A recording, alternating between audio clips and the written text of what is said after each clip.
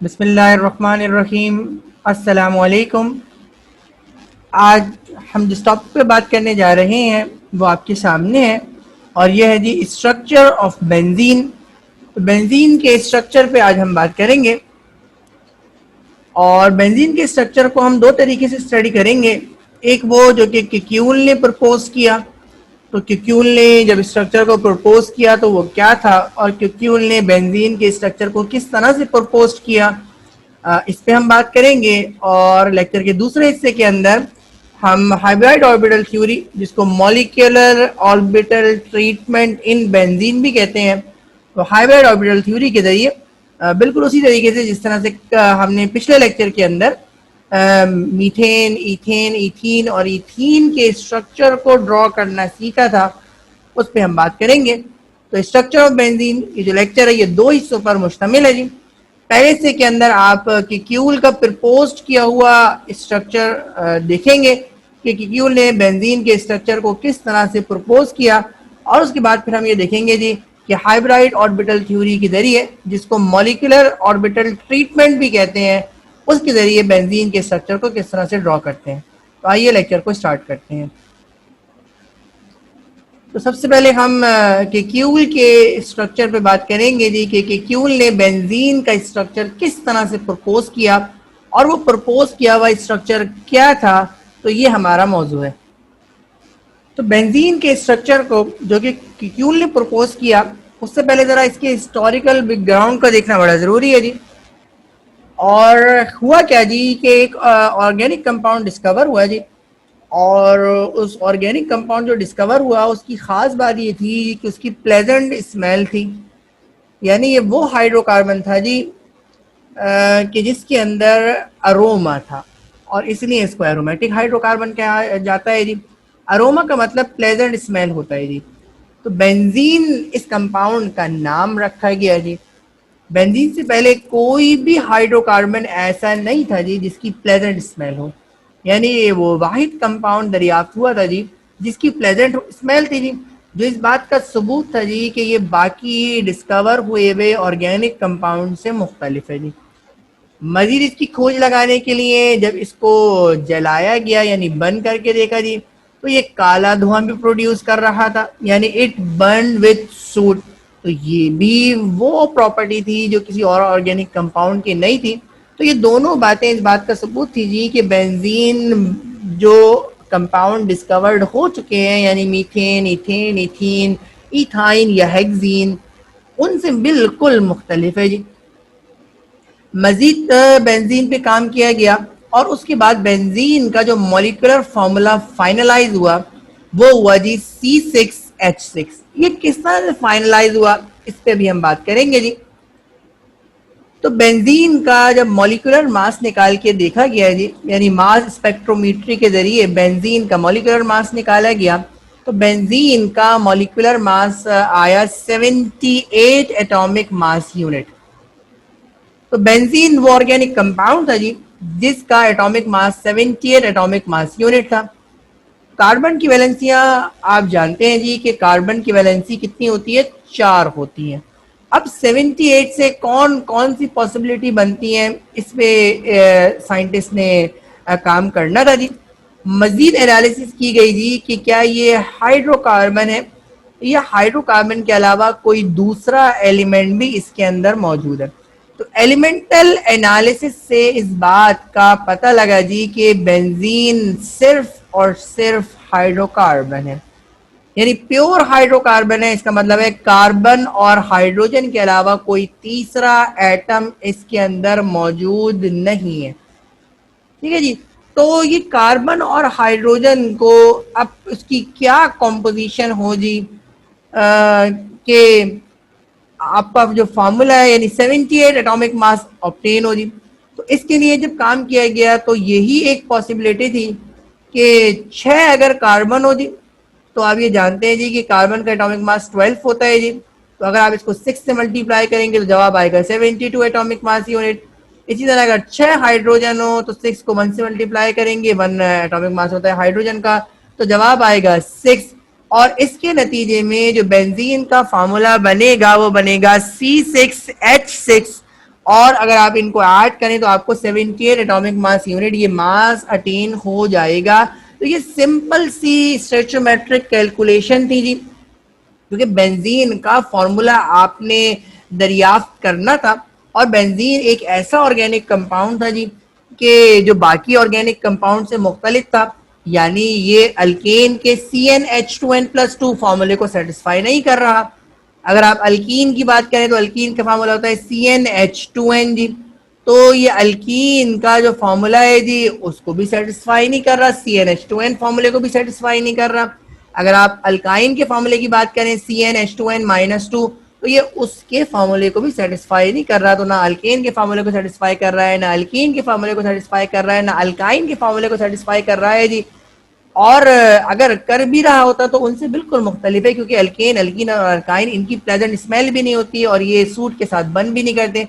तो एक मुख्तलिफ ऑर्गेनिक कंपाउंड डिस्कवर्ड हुआ, एक बिल्कुल ही नया ऑर्गेनिक कंपाउंड डिस्कवर्ड हुआ जिसके स्ट्रक्चर पे काम हो रहा है। और स्ट्रक्चर से पहले हमें ये जानना जरूरी है कि क्या वो प्योर हाइड्रोकार्बन है, और उसके बाद उससे पहले हमें ये जानना जरूरी है कि उसका मॉलिक्यूलर मास क्या है जी। तो बेंजीन के मॉलिक्यूलर मास पे काम किया गया, बेंजीन का मॉलिक्यूलर मास 78 निकला। एलिमेंटल एनालिसिस से अंदाजा हुआ जी कि सिर्फ इसके अंदर कार्बन और हाइड्रोजन है। और उसके बाद एक छोटी सी कैलकुलेशन करके देखी गई जिससे हमें ये अंदाजा हुआ जी कि बेंजीन का पॉसिबल फार्मूला, यानी बेस्ट पॉसिबल फार्मूला जो पॉसिबल है जी वो है जी C6H6। और ये फार्मूला इस हिसाब से सही है जी क्योंकि बेंजीन सूट के साथ बर्न हो रहा है, यानी काले धुएं के साथ बर्न हो रहा है, यानी ये हाईली फ्लेमेबल है। और हाईली फ्लेमेबल होने की वजह क्या है जी कि कार्बन के कंटेंट्स हाइड्रोजन से बहुत ज्यादा है। तो ये जो फार्मूला आपको C6H6 नजर आ रहा है, यहाँ पे आपको वाज़ेह तौर पर नजर आ रहा है कि मास कंटेंट की बात करें तो 72 यानी जो पोर्शन है जी, यानी 78 एटॉमिक मास है बेंजीन का, उसमें से 72 जो मास प्रोपोर्शन है वो किसकी है, कार्बन की है। और 6 जो मास प्रोपोर्शन है वो किसकी, हाइड्रोजन की है।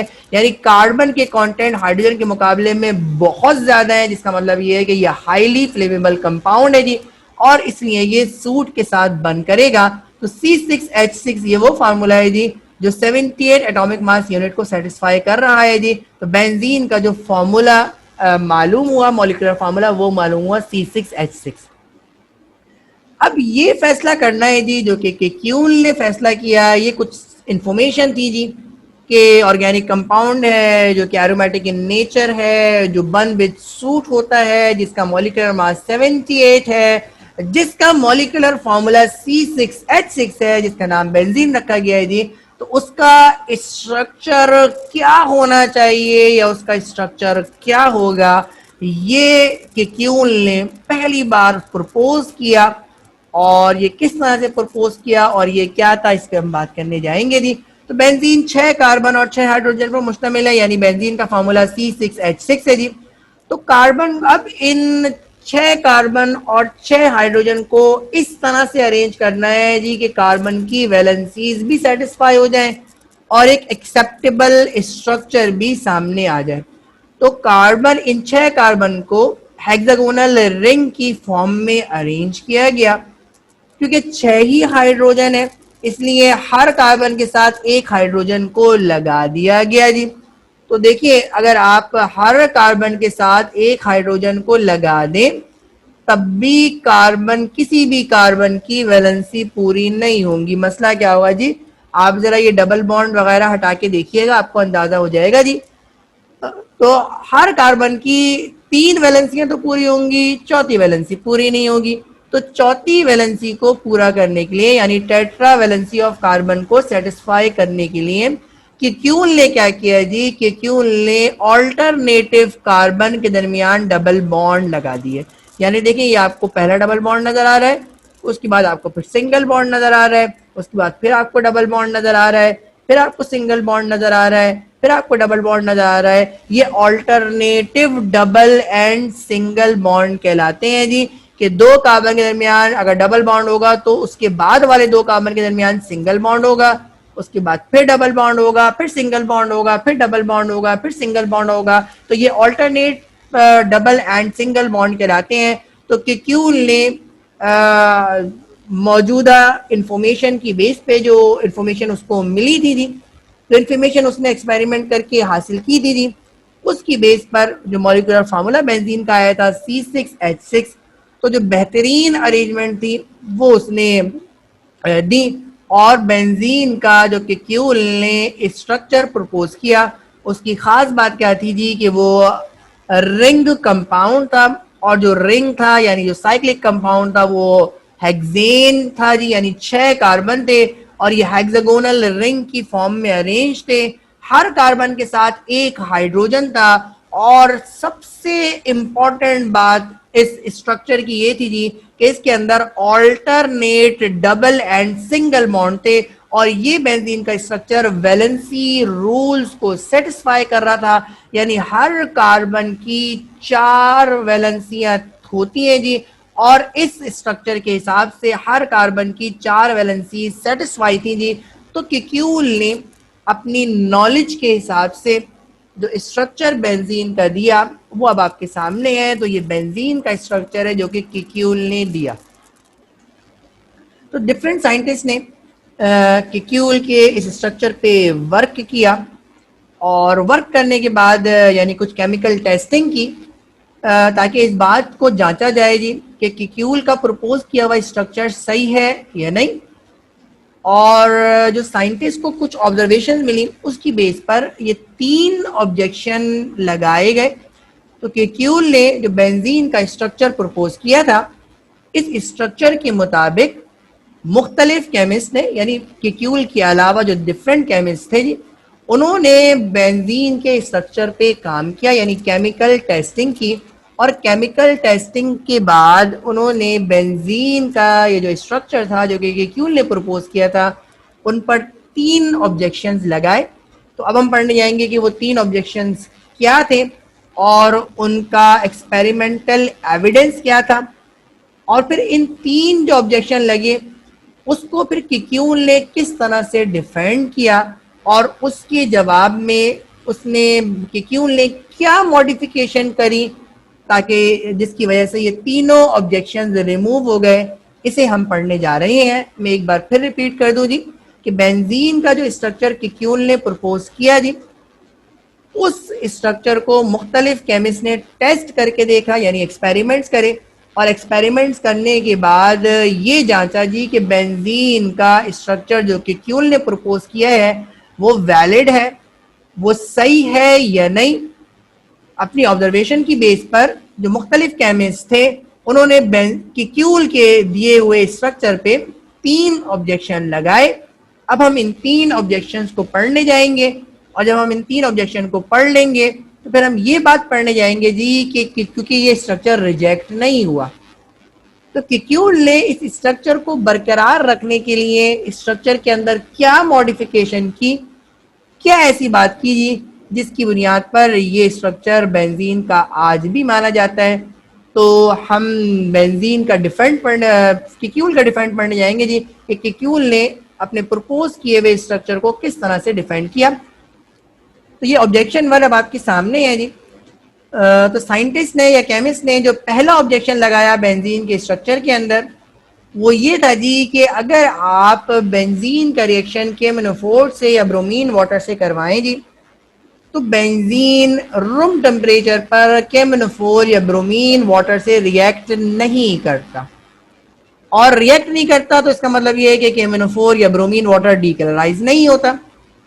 अब मसला ये है जी कि अल्केन और अल्कीन का अगर हम फर्क निकालना चाहें जी यानी वो कंपाउंड जिनके अंदर सिर्फ और सिर्फ सिंगल बॉन्ड होते हैं और वो कंपाउंड जिनके अंदर डबल बॉन्ड होते हैं जी तो उनका जो फर्क होता है वो यही फर्क होता है जी कि सिंगल बॉन्ड वाले कंपाउंड KMnO4 और ब्रोमीन वाटर से रिएक्ट नहीं करते जबकि डबल बॉन्ड वाले कंपाउंड ये KMnO4 और ब्रोमीन वाटर से रिएक्ट करते हैं और रिएक्ट करने के बाद वो KMnO4 जो पिंक कलर का सॉल्यूशन होता है उसको ट्रांसपेरेंट कर देते हैं, ब्रोमीन वाटर जो ऑरेंज कलर का सॉल्यूशन होता है उसको ट्रांसपेरेंट कर देते हैं जी।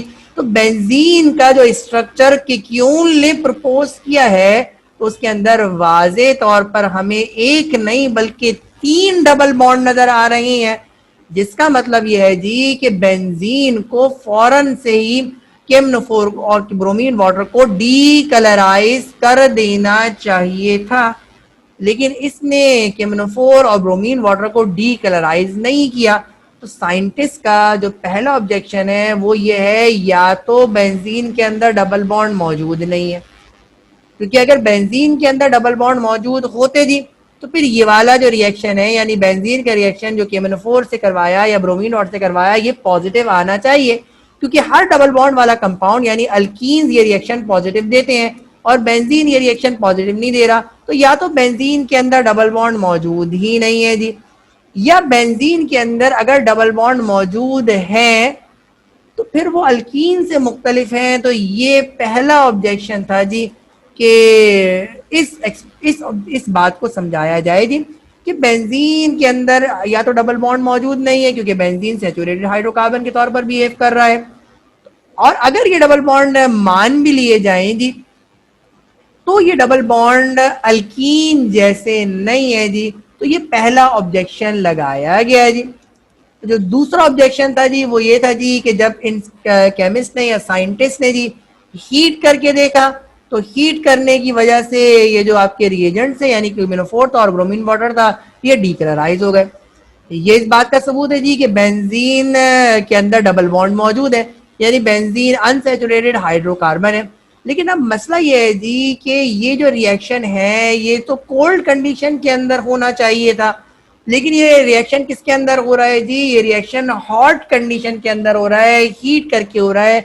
ये इस बात का सबूत है जी कि बेंजीन के अंदर डबल बॉन्ड तो चले मान लिए गए, लेकिन ये डबल बॉन्ड अल्कीन जैसे नहीं है। तो ये डबल बॉन्ड अल्कीन से ज्यादा स्टेबल क्यों है, ये बात समझाई जाए। तो पहला ऑब्जेक्शन तो बड़ा सिंपल था जी कि साइंटिस्ट ने डबल बॉन्ड की प्रेजेंस को मानने से ही इनकार कर दिया जी। जब इसको हीट करके देखा जी तो चले उन्होंने डबल बॉन्ड को तो कम से कम मान लिया जी, लेकिन ऑब्जेक्शन ये लगाया गया जी क्योंकि ये डबल बॉन्ड अल्कीन के डबल बॉन्ड जैसे नहीं है। तो इस बात को एक्सप्लेन किया जाए कि ये डबल बॉन्ड स्टेबल क्यों है जी। तो ये दूसरा ऑब्जेक्शन है। तो पहला ऑब्जेक्शन आपको समझ में आया जी, और पहला ऑब्जेक्शन क्या था जी कि बेंजीन के अंदर डबल बॉन्ड है ही नहीं, क्योंकि बेंजीन KMnO4 और ब्रोमीन वाटर से रिएक्ट ही नहीं कर रहा, और रिएक्ट नहीं करने का मतलब यह है जी कि बेंजीन सैचुरेटेड हाइड्रोकार्बन है और सैचुरेटेड हाइड्रोकार्बन के अंदर डबल बॉन्ड नहीं होते। तो ये तो पहला ऑब्जेक्शन था जो यहाँ पर रिमूव हुआ कि जब हीट करके देखा गया जी तो हीट करने पर बेंजीन ने KMnO4 और ब्रोमीन वाटर के साथ रिएक्ट कर लिया। इसका मतलब ये हुआ जी कि बेंजीन के अंदर डबल बॉन्ड मौजूद है। चलिए ये बात तो मान लेगा, यानी पहला वाला ऑब्जेक्शन तो यहाँ पर रिमूव हो गया। लेकिन यहाँ दूसरा ऑब्जेक्शन लग गया, वो ये लग गया जी कि बेंजीन के अंदर डबल बॉन्ड तो है, ठीक है सही है, मान लिया डबल बॉन्ड है जी, लेकिन ये डबल बॉन्ड अल्कीन जैसे नहीं है। तो अल्कीन के डबल बॉन्ड और बेंजीन के डबल बॉन्ड में क्या फर्क है, इस बात को समझाया जाए। क्योंकि हॉट कंडीशन के अंदर रिएक्ट करने का मतलब है जी कि बेंजीन के डबल बॉन्ड ये अल्कीन के डबल बॉन्ड से ज्यादा स्टेबल है। तो ये स्टेबल क्यों है, इस बात को समझाया जाए। ये दूसरा ऑब्जेक्शन लगाया गया। तो जो ऑब्जेक्शन 3 लगाया गया वो अब आपके सामने है जी। और ऑब्जेक्शन जो 3 लगाया गया उसके अंदर जो ऑब्जेक्शन लगाया गया वो इस रिएक्शन को करके देखा गया, यानी बेंजीन का रिएक्शन ब्रोमीन से करवाया गया, यानी बेंजीन की ब्रोमिनेशन करवाई गई। तो रिएक्शन जो लिखने में था जी, यानी जो रिएक्शन लिख के देखा गया और जो रिएक्शन परफॉर्म किया गया उसमें फर्क आ गया जी। तो लिख के जो देखा जाए यानी इक्वेशन जब उसकी बनाई गई और जब इस रिएक्शन को करके देखा गया तो वो एक नहीं था। क्या फर्क था मैं भी आपको समझाता हूं जी। तो जब बेंजीन की ब्रोमिनेशन करवाई गई तो आपने जब इसको लिख कर देखा तो आपको 2 प्रोडक्ट मिले जी। ये 2 प्रोडक्ट मुख्तलिफ क्यों है जी, वो यहाँ पे लिखा गया है जी कि जो पहला प्रोडक्ट है उसमें और जो दूसरा प्रोडक्ट है उसमें क्या फर्क है, मैं इसको यहाँ पे भी इक्वेशन में समझा रहा हूँ, इस पे जरा आप फोकस करिए जी। तो ये जो पहली प्रोडक्ट है ये दूसरी प्रोडक्ट से क्यों मुख्तलिफ है जी, क्योंकि पहली प्रोडक्ट के अंदर जो ब्रोमिनेशन हुई है और जो दोनों ब्रोमीन कार्बन पे अटैच हुए हैं उन दोनों कार्बन के बीच में क्या है जी, डबल बॉन्ड है जी। और अगर आप दूसरी प्रोडक्ट को देखें जी, दूसरी प्रोडक्ट पे गौर करें तो ब्रोमीन जो दोनों ये जो कार्बन पे अटैच हुए हैं इसके दरमियान सिंगल बॉन्ड है। देखिए ऑर्थो पोजीशन ये राइट हैंड साइड वाली भी होती है और ऑर्थो पोजीशन क्या होती है, लेफ्ट हैंड साइड वाली भी होती है। तो ये भी ऑर्थो प्रोडक्ट है और दूसरा वाला भी आपका क्या है जी, ऑर्थो प्रोडक्ट है। लेकिन इन दोनों में वाज़े फर्क है जो आपको नजर आ रहा है। पहली प्रोडक्ट के अंदर ये जो ऑर्थो प्रोडक्ट है उसमें कार्बन कार्बन के दरमियान डबल बॉन्ड है, और जो दूसरी प्रोडक्ट है उसमें कार्बन कार्बन के दरमियान सिंगल बॉन्ड है। तो बजाहिर अगर आप इस रिएक्शन को लिख कर देखें जी तो आपको एक नहीं बल्कि दो प्रोडक्ट मिली हैं। लेकिन जब केमिकल रिएक्शन करवाया जाता है तो बेंजीन सिर्फ एक प्रोडक्ट दे रहा है जी, यानी only it gives only single substituted product. तो यहाँ पर फेक इख्तलाफ हो गया जी कि ये रिएक्शन लिखने में कुछ और बातें हमें बता रहा है, और जब हम इस रिएक्शन को करके देख रहे हैं तो ये कुछ और बातें बता रहा है। यानी अगर आप लिख के देखें तो आपको वादे तौर पर दो प्रोडक्ट मिलनी चाहिए, लेकिन जब आप रिएक्शन कर रहे हैं तो आपको सिर्फ और सिर्फ एक प्रोडक्ट मिल रही है।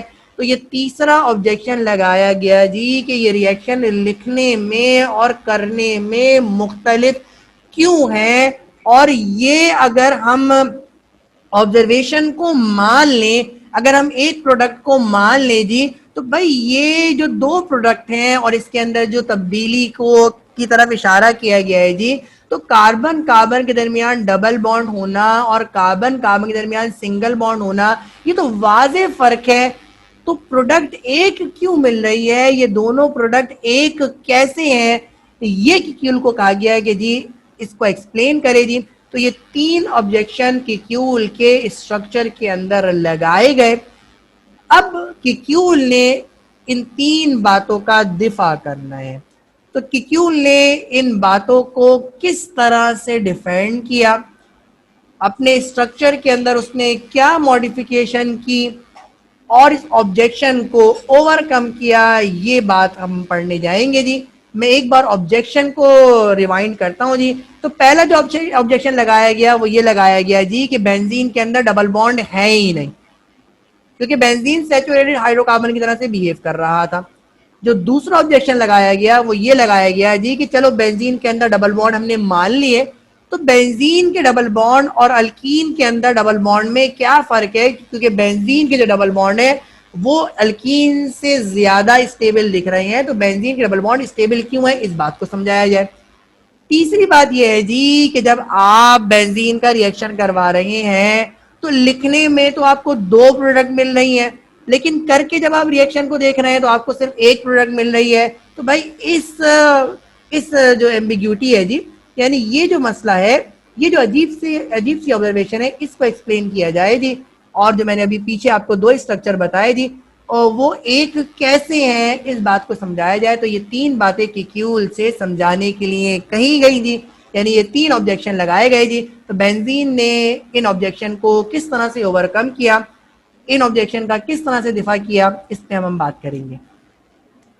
तो क्यूल ने जी क्या कहा जी कि क्यूल ने इस बात को डिनाई करने के लिए, इन ऑब्जेक्शन को ओवरकम करने के लिए जो उसने बात की, वो बात ये की जी कि ये जो alternate double and single bond है जी, ये मुसलसल रेजोनेंस की हालत में है जी, यानी ये हालत सुकूत में नहीं है, ये स्टैटिक नहीं है। स्टैटिक का मतलब रुका हुआ होना, अपनी जगह पर मौजूद होना होता है जी। तो क्यूल ने क्या कहा जी, क्यूल ने ये कहा जी कि बेंजीन के अंदर ये जो alternate double and single bond है जी, ये मुसलसल हरकत में होते हैं। इस हरकत को आप क्या कहते हैं, रेजोनेंस कहते हैं। तो बेंजीन के जो स्ट्रक्चर होते हैं उसको क्या कहते हैं, रेजोनेटिंग स्ट्रक्चर होते हैं जी। और हर सेकंड, मैं सेकंड तो बहुत बड़ी बात कर रहा हूँ, सेकंड के भी जो हिस्सा है जी, यानी जो नैनो सेकंड है, उसके अंदर भी अपनी पोजीशन तब्दील करते रहते हैं। यानी किसी भी वक्त कोई भी बेंजीन का कार्बन ऐसा नहीं है जिसके बारे में आप ये कह सकें जी कि इसके पास सिंगल बॉन्ड है या इसके पास डबल बॉन्ड है जी। यानी बेंजीन के ये जो alternate double and single bond है जी, ये मुसलसल हरकत में होते हैं और मुसलसल अपनी जगह तब्दील करते रहते हैं जी। तो बेंजीन के अंदर हर कार्बन ऐसा है जिसके पास सिंगल बॉन्ड और जिसके पास डबल बॉन्ड है जी। तो इसको आप क्या कहते हैं, इसको रेजोनेटिंग स्ट्रक्चर कहते हैं जी। और ये स्ट्रक्चर 1 है और बेंजीन का ये स्ट्रक्चर 2 है जी। और ये जो रेजोनेंस है ये इतनी तेजी से होती है जी कि आप किसी भी कार्बन में आप ये नहीं कह सकते जी कि उसके पास डबल बॉन्ड है या किसी और कार्बन के पास डबल बॉन्ड है जी।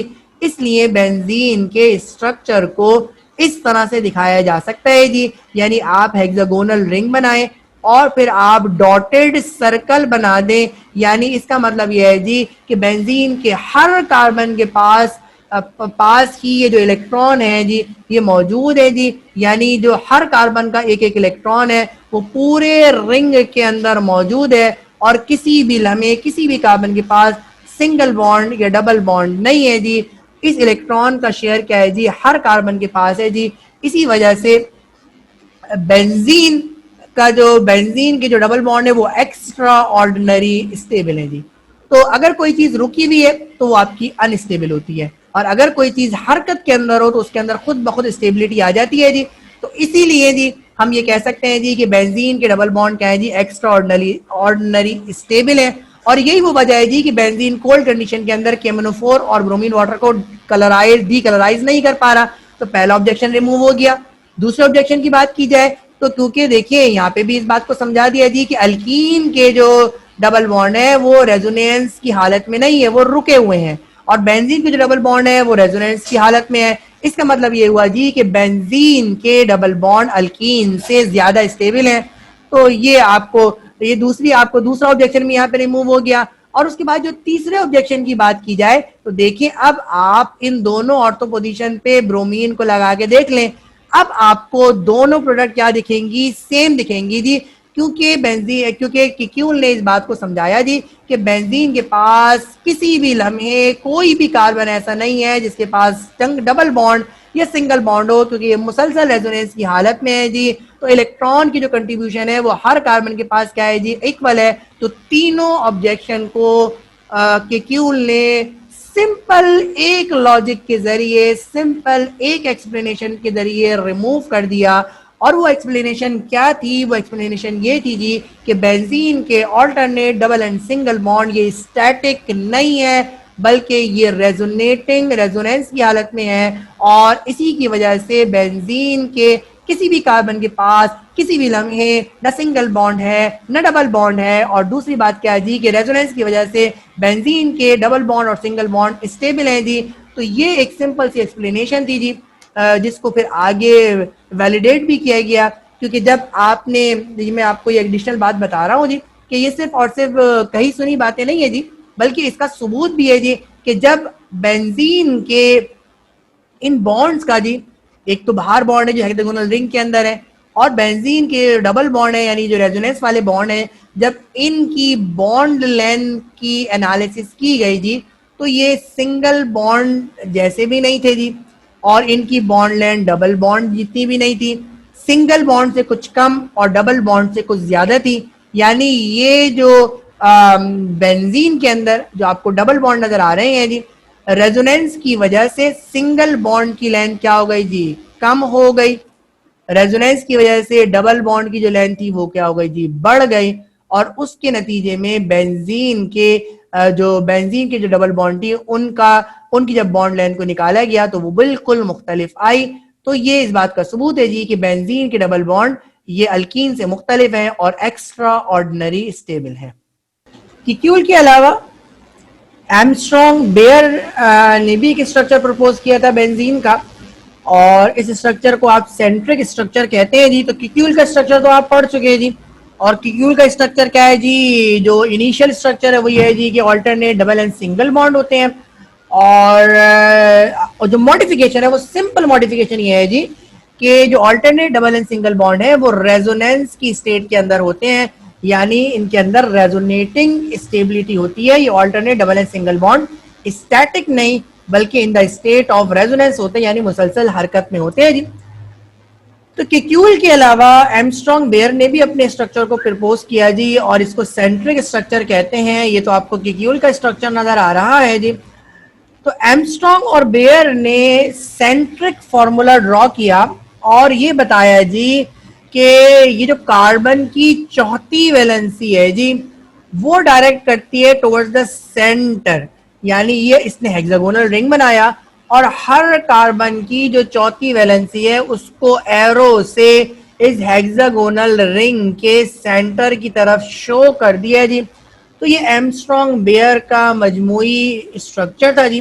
लेकिन जिस तरह कि क्यूल के स्ट्रक्चर को पजीराई मिली, कि क्यूल के स्ट्रक्चर को और उसकी मॉडिफिकेशन को एक्सेप्ट किया गया जी और माना गया, और आज भी वही स्ट्रक्चर यूज किया जाता है। एमस्ट्रॉन्ग और बेयर के स्ट्रक्चर को कोई ज़्यादा पजीराई नहीं मिली, लेकिन एमस्ट्रॉन्ग और बेयर ने भी इस स्ट्रक्चर को प्रपोज किया था जो आपके सामने है, और इस स्ट्रक्चर को सेंट्रिक स्ट्रक्चर कहते हैं। अच्छा जी, क्यूल ने जो बेंजीन का स्ट्रक्चर प्रपोज किया वो तो अब आपने पढ़ लिया जी। अब हम मॉलिक्यूलर ऑर्बिटल ट्रीटमेंट पढ़ने जा रहे हैं बेंजीन की, यानी बेंजीन के स्ट्रक्चर को हाइब्राइड ऑर्बिटल थ्योरी की मदद से स्टडी करेंगे। तो हमें सबसे पहले तो इलेक्ट्रॉनिक कॉन्फ़िगरेशन की जरूरत पड़ेगी। तो बेंजीन के हाइड्रोकार्बन है, hydrogen atomic number 1, number of electron hydrogen के अंदर 1 होते हैं। इलेक्ट्रॉनिक कॉन्फ़िगरेशन 1s1 है, 1s ऑर्बिटल के अंदर एक ही इलेक्ट्रॉन है जो कि आपका अनपेयर्ड है जी। कार्बन की बात की जाए तो कार्बन का एटॉमिक नंबर 6 होता है, नंबर ऑफ इलेक्ट्रॉन्स कार्बन के पास 6 होते हैं। इलेक्ट्रॉनिक कॉन्फ़िगरेशन 1s2, 2s2 और 2p2 है, और ये जो इलेक्ट्रॉनिक कॉन्फ़िगरेशन है ये ग्राउंड स्टेट इलेक्ट्रॉनिक कॉन्फ़िगरेशन कहलाती है। और ग्राउंड स्टेट इलेक्ट्रॉनिक कॉन्फ़िगरेशन के अंदर जो कार्बन है उसके पास s ऑर्बिटल के अंदर पेयर्ड इलेक्ट्रॉन और p ऑर्बिटल के अंदर 2 अनपेयर्ड इलेक्ट्रॉन होते हैं। जब कार्बन बॉन्डिंग करने जाता है या हाइब्रिडाइजेशन करने जाता है तो ये क्या करता है, सराउंडिंग से एनर्जी को एब्जॉर्ब करता है और इस पेयर्ड इलेक्ट्रॉन को वैकेंट ऑर्बिटल के अंदर सेंड कर देता है, और उसके पास 4 अनपेयर्ड इलेक्ट्रॉन्स आ जाते हैं जी। तो ये एक्साइटेड स्टेट इलेक्ट्रॉनिक कॉन्फ़िगरेशन कहलाती है कार्बन की। अब हमें ये देख रहे हैं जी कि बेंजीन के अंदर कौन सी हाइब्रिडाइजेशन होगी। तो यहाँ लिखा है जी कि बेंजीन के अंदर sp2 हाइब्रिडाइजेशन होगी। ये बात मैं आपको जरा क्लियर कर देता हूँ जी। तो इस बात का ख्याल रखें जी कि अगर कंपाउंड के अंदर सिर्फ और सिर्फ सिंगल बॉन्ड है, यानी मैं हाइड्रोकार्बन की बात कर रहा हूँ, तो हाइड्रोकार्बन के अंदर अगर सिर्फ और सिर्फ सिंगल बॉन्ड है तो उसके अंदर sp3 हाइब्रिडाइजेशन होगी। अगर डबल बॉन्ड मौजूद है जी तो sp2 हाइब्रिडाइजेशन होगी, और अगर ट्रिपल बॉन्ड मौजूद है तो sp हाइब्रिडाइजेशन होगी। तो अगर आप बेंजीन के स्ट्रक्चर को देखें जो कि क्यूल ने प्रपोज किया है जी, तो बेंजीन के अंदर डबल बॉन्ड मौजूद है, इसलिए बेंजीन के अंदर sp2 हाइब्रिडाइजेशन होगी। और sp2 हाइब्रिडाइजेशन का मतलब यह है जी कि एक s ऑर्बिटल और 2 p ऑर्बिटल इंटरमिक्स होंगे और हाइब्राइड ऑर्बिटल्स बनाएंगे, जबकि pz ऑर्बिटल ये अनहाइब्रिडाइज रहेगा, यानी हाइब्रिडाइजेशन में हिस्सा नहीं लेगा। तो s ऑर्बिटल कार्बन के और px और py ऑर्बिटल जो कार्बन के हैं ये इंटरमिक्स हुए, और इन्होंने इंटरमिक्स होने के बाद क्योंकि 3 ही ऑर्बिटल इंटरमिक्स हुए हैं तो 3 sp2 हाइब्राइड ऑर्बिटल्स बनाएंगे ये जी। और pz ऑर्बिटल ये अनहाइब्रिडाइज रहेगा, यानी अपनी एनर्जी और अपनी शेप को क्या रखेगा जी, रिटेन रखेगा जी।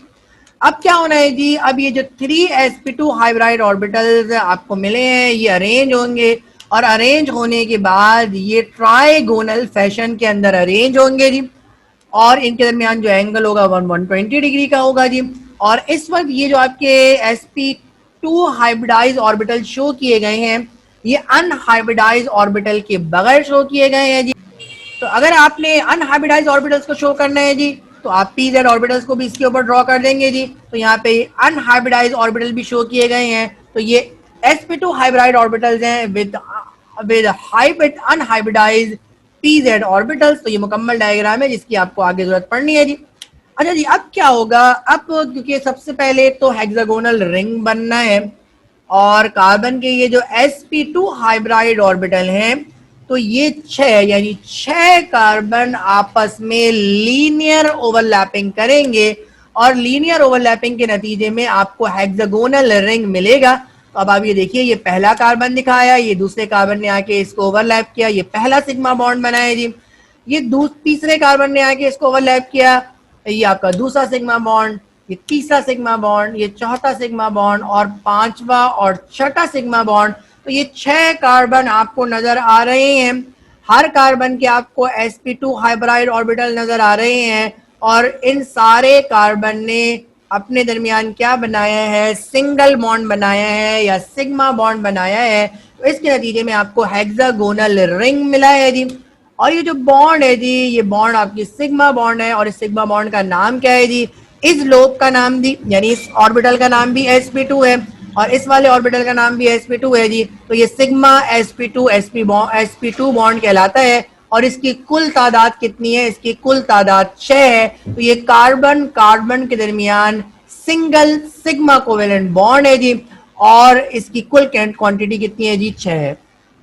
अब आपको यहाँ पे वाज़े तौर पर कार्बन की ये 6 लोब्स नजर आ रही है, यानी हर कार्बन की एक लोब नजर आ रही है जी जो कि फ्री है जी, यानी जिस पर ओवरलैपिंग हो सकती है जी। तो अब क्या होना है जी? अब ये जो 6 हाइड्रोजन के जो s ऑर्बिटल हैं, ये sp2 हाइब्राइड ऑर्बिटल की रिमेनिंग लोब को, यानी रह जाने वाली लोब को क्या करेंगे जी? ओवरलैप करेंगे और ओवरलैपिंग के नतीजे में ये भी लीनियर ओवरलैपिंग होगी, तो इसके नतीजे में मजीद 6 सिग्मा बॉन्ड मिलेंगे आपको जी। तो आपने ये देखा जी कि 6 हाइड्रोजन ने sp2 हाइब्राइड ऑर्बिटल्स की लोब को ओवरलैप किया, लीनियरली ओवरलैप किया और इसके नतीजे में 6 मजीद सिग्मा बॉन्ड मिले आपको। और ये जो सिग्मा बॉन्ड है, तो ये हाइब्राइड ऑर्बिटल का नाम sp2 है जी और हाइड्रोजन के ऑर्बिटल का नाम s है। तो ये जो 6 सिग्मा बॉन्ड है जी, इनका नाम है सिग्मा sp2s। तो कुल 12 सिग्मा बॉन्ड हो गए और ये 12 सिग्मा बॉन्ड आपके सामने है जी। ये आपके 6 सिग्मा बॉन्ड वो हैं जी जो कार्बन कार्बन के दरमियान है और 6 सिग्मा बॉन्ड वो हैं जी जो कार्बन हाइड्रोजन के दरमियान है। तो कुल 12 सिग्मा बॉन्ड हो गए जी। तो ये तो सिग्मा बॉन्डिंग मुकम्मल हो गई। अब आपने क्या दिखाना है? आपने पाई बॉन्डिंग दिखानी है। और आप ये जानते हैं जी कि हर कार्बन के पास क्या है जी? हर कार्बन के पास pz ऑर्बिटल मौजूद है जी। तो अब क्योंकि सिग्मा बॉन्डिंग हो चुकी है और यहाँ पर अगर हम इस सिग्मा फ्रेमवर्क को दोबारा दिखाएंगे तो स्ट्रक्चर बहुत ज्यादा कॉम्प्लेक्स हो जाएगा जी। तो बेंजीन के हर सिग्मा बॉन्ड को अब हमने लाइन से ड्रॉ कर दिया है जी और अब हम इनकी जो पाई बॉन्डिंग है उसको मैं दिखाने जा रहा हूँ जी। तो पैरेलल ओवरलैपिंग होगी, ये पहला स्ट्रक्चर है और इसके जो अनहाइब्रिडाइज्ड p और pz ऑर्बिटल्स हैं उनको मैंने यहाँ पर शो किया है जी। और जब ये पैरेलल ओवरलैपिंग करेंगे जी तो ऊपर से भी ओवरलैप करेंगे और नीचे से भी ओवरलैप करेंगे। तो ये पहला पाई बॉन्ड बना, ये दूसरा पाई बॉन्ड बना और ये तीसरा पाई बॉन्ड बना। और आप ये जानते हैं जी, और ये स्ट्रक्चर 1 कहलाएगा क्योंकि आप ये जानते हैं कि अकॉर्डिंग टू किक्यूल क्या कहता है जी? ये जो alternate double and single bond है जी, ये तो रेजोनेंस के अंदर होते हैं। तो इसका मतलब है alternate double and single bond इस तरह से भी बन सकते हैं और दूसरा तरीका मैं अभी आपको बता देता हूँ जी। तो ये स्ट्रक्चर 2 है जिसके सारे के सारे pz ऑर्बिटल्स को मैंने क्या किया? शो करके दिखाया। तो ये दूसरा तरीका ये है जी कि इसके बिल्कुल अपोजिट क्या बन जाए जी? पाई बॉन्ड बन जाए। तो फिर यहाँ पाई बॉन्ड बनेगा और यहाँ पाई बॉन्ड बनेगा। तो ये पाई जो बॉन्ड है ये दोनों तरीके से बन सकते हैं। ये दोनों स्ट्रक्चर बजाहिर तो आपको एक जैसे दिख रहे हैं जी, लेकिन इनमें जो डबल बॉन्ड है उनकी पोजीशन का जरा सा फर्क है जी। और अकॉर्डिंग टू कैक्यूल ये दोनों ही जो स्ट्रक्चर हैं बेसिकली ये रेजोनेंस की हालत के अंदर होते हैं जी और ये जो पाई बॉन्ड है ये शिफ्ट होते रहते हैं जी। इसी भी अब हम बात करने जाएंगे जी। तो क्योंकि ये पाई बॉन्ड मुसलसल हरकत में होते हैं जी, तो आप इन्हें क्या शो कर सकते हैं? आप इनको इस तरह से शो कर सकते हैं, यानी आप सब कुछ को सारे सबसे के सारे पाई बॉन्ड को एक साथ शो कर सकते हैं डॉटेड लाइन से। और उसके बाद इस पूरे के पूरे स्ट्रक्चर को आप किस तरह से शो कर सकते हैं? हेक्सागोनल रिंग बनाइए और उसके अंदर आप सर्कुलर रिंग बनाइए, लेकिन इसको किससे शो करना है? डॉट से शो करना है। ये सर्कुलर रिंग इस बात का सबूत है जी कि इसके अंदर 3 डबल बॉन्ड है, लेकिन ये डबल बॉन्ड मुसलसल रेजोनेंस की हालत में है। तो कोई भी लम्हा ऐसा नहीं है जिसमें किसी भी कार्बन के पास सिंगल बॉन्ड हो या डबल बॉन्ड हो।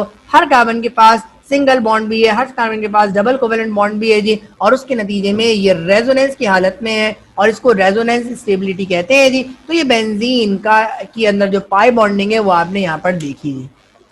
तो ये जो पाई बॉन्ड है ये पाई बॉन्ड क्या कहलाते हैं? क्योंकि ये pz क्योंकि अनहाइब्रिडाइज्ड ऑर्बिटल pz था, तो ये सारे के सारे जो पाई बॉन्ड है वो क्या कहलाते हैं? पाई pz कहलाते हैं। और कुल कितने पाई बॉन्ड है जी? तो ब्लू को आप अलग से गिने और रेड को आप अलग से गिने। ये तो मैंने क्योंकि यहाँ पे रेजोनेंस को यहाँ पे शो किया गया है जी, तो इन दोनों की जो क्वांटिटी है वही काउंट होगी जी। तो ब्लू भी 3 है और लाल भी 3 है। इसका मतलब है कुल सिग्मा बॉन्ड कितने हैं जी? 6 नहीं है बल्कि कितने हैं जी? 3 है। रेजोनेंस को शो करने के लिए हमने इसको इस तरह से दिखाया है जी। तो ये बेंजीन का आपने स्ट्रक्चर पढ़ा जिसको आप मॉलिक्यूलर ऑर्बिटल ट्रीटमेंट भी कहते हैं, वरना तो ये स्ट्रक्चर बड़ा सिंपल था जी। और इसको हाइब्रिड ऑर्बिटल थ्योरी के तहत आपने बेंजीन के स्ट्रक्चर को ड्रॉ किया है। अब हम इसकी डिस्क्रिप्शन लिखने जा रहे हैं। टोटल कोवेलेंट बॉन्ड्स आपने गिनने हैं जी। तो ये इसके अंदर तो आपको यहाँ पे आप ये लाइंस को गिन लें तो लाइंस कुल कितनी है जी 12 है। 12 सिग्मा बॉन्ड किस तरह है वो मैं आपको पीछे गिनवा चुका। और 3 आपके क्या है जी पाई बॉन्ड है। तो कुल covalent bond total covalent bond 15 है जी, जिसमें सिग्मा बॉन्ड 12 है जी, पाई बॉन्ड कितने हैं जी 3 है। सिग्मा बॉन्ड कितने किस्म के हैं तो 2 किस्म के हैं। एक सिग्मा 6 सिग्मा तो वो है जी जो sp2 है जी, और 6 सिग्मा वो है जो sp2s है, ये भी मैं आपको बता चुका जी। पाई बॉन्ड कितने हैं कुल 3 है। और कितने किस्म के हैं ये पाई pz है जी। बॉन्ड एंगल कितना है ये आप बॉन्ड एंगल अब आपको यहाँ से अंदाजा हो जाना चाहिए जी। बॉन्ड एंगल 120 डिग्री है और जो इसकी शेप है जी वो है हेक्सागोनल। तो बेंजीन के अंदर सिग्मा बॉन्डिंग और बेंजीन के अंदर पाई बॉन्डिंग ये आपने शो की है जी। तो अगर इम्तिहान में सवाल आ जाता है जी कि एमओटी लिखिए जी, तो इसको तो आप डिस्क्रिप्शन में लिखेंगे जो मैं भी आपको आगे बताऊंगा कि इसको डिस्क्रिप्टिव फॉर्म में किस तरह लिखा जाता है जी। लेकिन कम से कम ये 2 स्ट्रक्चर आपने लाजमी बनाने हैं और ये डिस्क्रिप्शन आपने लाजमी लिखनी है जी। तो ये सिग्मा बॉन्डिंग यहाँ पे शो की गई है, तो ये फ्रेमवर्क सिग्मा फ्रेमवर्क आपको बनाना है जी। और ये पाई बॉन्डिंग आपने शो करके दिखानी है। तो कम से कम ये 2 स्ट्रक्चर और डिस्क्रिप्शन आपने जरूर लिखनी है और इसी चीजों को आप अल्फाजों की फॉर्म में भी लिख सकते हैं जो आगे आ रहा है जी। तो इम्तिहान में ये 2 सवाल यानी कि क्यूल स्ट्रक्चर और ये मॉलिक्यूलर ऑर्बिटल ट्रीटमेंट ये किस तरह से आए, आइए इसको देखते हैं जी। तो क्वेश्चन मैंने अब आपके सामने है और लिखा हुआ है explain the structure of benzene bye molecular orbital treatment, यानी एमओटी के को यूज करते हुए आपने बेंजीन का स्ट्रक्चर बनाना है जी। और बेंजीन स्टेबल क्यों होता है इस बात ये सवाल आपसे पूछा गया है जी। तो ये लॉन्ग में सवाल आया है, देखिए इसको किस तरह से आप सॉल्व करेंगे जी। तो सबसे पहले तो आप एमओटी के बारे में लिखेंगे और ये जो कुछ भी हो रहा है स्लाइड्स के अंदर जो ऊपर लिखा हुआ था उसी को हमने जानी एक जगह लिख दिया जी। जो या आप दूसरी लफ्जों में कह रहे हैं जो डिस्क्रिप्शन में लिखा है उसी को आपने यहाँ पे क्या लिखा है जी अल्फाजों की फॉर्म में लिखा है जी। उसके बाद आप क्या करेंगे स्ट्रक्चर को ड्रॉ करेंगे और ये स्ट्रक्चर ड्रॉ करना मस्ट है, इसी के असल में नंबर है जी। तो सिग्मा बॉन्डिंग आपने शो करके दिखाई, उसके बाद फिर आपने पाई बॉन्डिंग शो करके दिखाई और उसके बाद फिर आप क्या लिखेंगे उसके बाद आप ये कंप्लीट डिस्क्रिप्शन यहाँ पे शो करेंगे जी। तो ये बात यहाँ पर भी पहले पढ़ चुके हैं जी। और उसके बाद फिर आप जवाब देने जा रहे हैं जी कि बेंजीन ये स्टेबल क्यों है, ये एक्स्ट्रा ऑर्डिनरी स्टेबिलिटी बेंजीन के अंदर क्यों है, बेंजीन के डबल बॉन्ड अल्कीन से ज्यादा स्टेबल क्यों होते हैं जी। तो ये बात किसने की थी याद है किक्यूल ने की थी और किक्यूल ने क्या कहा था जी कि ये रेजोनेंस की हालत में होते हैं, ये बॉन्ड मुसलसल शिफ्ट होते रहते हैं जी। तो किसी भी नमे किसी भी कार्बन के पास न सिंगल बॉन्ड होता है न डबल बॉन्ड होता है और स्टैटिक नहीं होने की वजह से और मुसलसल रेजोनेंस में होने की वजह से जो बेंजीन है वो एक के जो डबल बॉन्ड है वो एक्स्ट्रा ऑर्डिनरी स्टेबल है जी। आप ये 2 स्ट्रक्चर जो किक्यूल ने प्रपोज किए थे वो बना के दिखाइए और उसकी बेस पे आप रेजोनेटिंग स्ट्रक्चर बना के दिखाइए, यानी बेंजीन में हेक्सागोनल रिंग बनाइए और उसके अंदर डॉटेड सर्कल को शो कीजिए जी। तो ये वो वजह है जी कि बेंजीन आपका बेंजीन की जो डबल बॉन्ड है वो एक्स्ट्रा ऑर्डिनरी स्टेबल है। वजह क्या है जी रेजोनेटिंग स्टेबिलिटी। क्वेश्चन 2 आपके सामने है और यहाँ पे लिखा हुआ है what objection is raised on Kekule structure of benzene and how it is defended. एक बार ये सवाल आया है, यानी किक्यूल ने जो बेंजीन का स्ट्रक्चर प्रपोज किया उस पे लगने वाले ऑब्जेक्शन को बताइए और किक्यूल ने उसको किस तरह से डिफेंड किया ये समझाइए जी। एक और तरीके से सवाल आया वो लिखा हुआ है जी describe the Kekule structure of benzene. तो किक्यूल ने बेंजीन का जो स्ट्रक्चर दिया है उसे आप बयान कीजिए, राइट ऑब्जेक्शन अगेंस्ट इट, जो ऑब्जेक्शन उस पे लगे उसको बयान कीजिए और किक्यूल ने इन ऑब्जेक्शन को किस तरह से रिमूव किया इसको बयान कीजिए। तो ये तमाम बातें आज के लेक्चर में आप पढ़ चुके हैं, आइए इसको एक बार फिर देख लेते हैं जी। तो किक्यूल ने बेंजीन का जो स्ट्रक्चर प्रपोज किया है जिस बुनियाद पे प्रपोज किया है वो तमाम बातें आपने अल्फाजों की फॉर्म में लिखी और बेंजीन का स्ट्रक्चर आपने बना दिया। इसके बाद अब आप क्या लिखेंगे ऑब्जेक्शन लिखेंगे जी। तो बेंजीन किक्यूल ने जो बेंजीन का स्ट्रक्चर प्रपोज किया था उसमें लगने वाला आपने पहला ऑब्जेक्शन लिखा, उसमें लगने वाला आपने दूसरा ऑब्जेक्शन लिखा, उसमें लगने वाला आपने तीसरा ऑब्जेक्शन लिखा और आपने उसकी इक्वेशन भी शो करी जी और उसकी वजाहत भी की अल्फाज के फॉर्म में जी कि लिखने में तो कुछ दिख रहा है और असल में ये एक ही प्रोडक्ट है। तो ये तमाम ऑब्जेक्शन आपने लिख दिए और उसके बाद फिर आप लिखेंगे जी कि बेंजीन ने इन ऑब्जेक्शन को किस तरह से रिमूव किया जी। तो आप ये जानते हैं कि बेंजीन ने क्या कहा था जी कि alternate double and single bond static नहीं होते बल्कि रेजोनेंस की हालत में होते हैं और इन दोनों स्ट्रक्चर को कंबाइन करके ये तीसरा स्ट्रक्चर बेंजीन का इस्तेमाल किया जा सकता है और इस स्ट्रक्चर की मदद से तमाम के तमाम ऑब्जेक्शन क्या हो जाते हैं जी, रिमूव हो जाते हैं। तो ये किक्यूल ने जिस तरह से ऑब्जेक्शन को रिमूव किया था वो तमाम बातें आपने इस सवाल के अंदर शो कर दी। क्वेश्चन नंबर 3 आपके सामने है और यहाँ पे लिखा हुआ है जी बेंजीन के स्ट्रक्चर बनाइए। ये एक बार इम्तिहान में सवाल आया जी कि किक्यूल ने जो स्ट्रक्चर दिया है और आर्मस्ट्रॉन्ग और बेयर ने जो स्ट्रक्चर दिया है उसको आप बनाइए जी। तो किक्यूल का स्ट्रक्चर तो आप जानते हैं, किक्यूल ने ये स्ट्रक्चर प्रपोज किया है जी और आर्मस्ट्रॉन्ग और बेयर्स ने मिलकर ये स्ट्रक्चर प्रपोज किया है। ये आपका रेजोनेटिंग स्ट्रक्चर कहलाता है जो कि किक्यूल का है और ये सेंट्रिक स्ट्रक्चर कहलाता है जो कि आर्मस्ट्रॉन्ग बेयर ने प्रपोज किया है जी। तो आज का जो लेक्चर था उसके अंदर आपने बेंजीन के स्ट्रक्चर को स्टडी किया। तो किक्यूल ने जो बेंजीन का स्ट्रक्चर दिया था उसको आपने ब्रीफली स्टडी किया और फिर हाइब्राइड ऑर्बिटल थ्योरी की मदद से बेंजीन का स्ट्रक्चर ड्रॉ किया जिसको मॉलिक्यूलर ऑर्बिटल ट्रीटमेंट भी कहते हैं जी। तो आज आप बेंजीन का स्ट्रक्चर बनाना सीख गए जी। यहाँ आपकी ऑर्गेनिक केमिस्ट्री मुकम्मल तौर पर एंड हो गई जी। हमने चैप्टर नंबर 6 से लेकर चैप्टर नंबर 9 तक के तमाम टॉपिक्स को कवर कर लिया जो आपकी किताब का हिस्सा थे जी। अब बायोकेमिस्ट्री और इंडस्ट्रियल केमिस्ट्री यानी चैप्टर नंबर 10 बायोकेमिस्ट्री और चैप्टर नंबर 11 इंडस्ट्रियल केमिस्ट्री रहती है जी। जो पेपर के अंदर ऑर्गेनिक केमिस्ट्री की पोर्शन के साथ आती है जी, इसे हम सबसे आखिर में डिस्कस करेंगे।